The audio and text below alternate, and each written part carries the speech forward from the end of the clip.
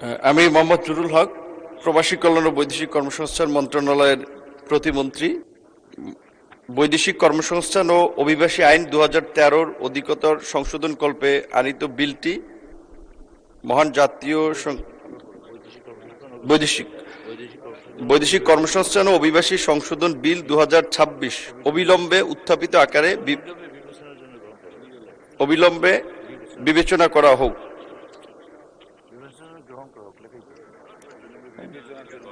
আবার বলেন। তোমার আমি একটা কথা বলি, ভাইরাসের লই তো খুব লাফালাফি কইলা, বস আসি তো তোমার ভাইরাসই ভাঙি দিছে, বাসর ঘরে কইলা সেটাও ভাঙি দিছে। এখন বল তো আর কোটি বুঝতে পারছি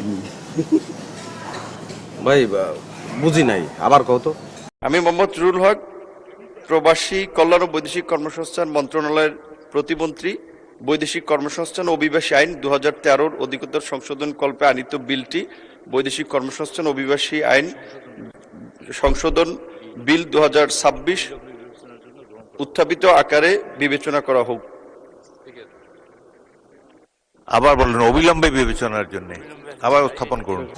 না, বললাম যে ভাইরাসের লই তো খুব লাফালাফি কইলা, বস আসি তো সব ভাঙ্গি দিছে, বাসর ঘরে তো কইলা সেটাও ভাঙ্গি দিছে, বল তো আর কোটি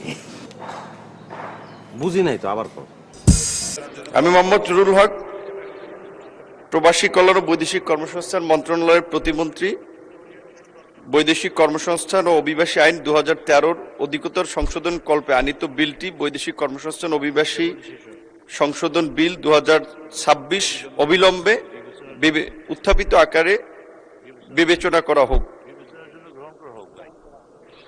অবিলম্বে বিবেচনার জন্য গ্রহণ করা হোক। কিচ্ছু বুঝি নাই, আবার কও। তুই বুঝস নি, আই বলতেছে যে ভাই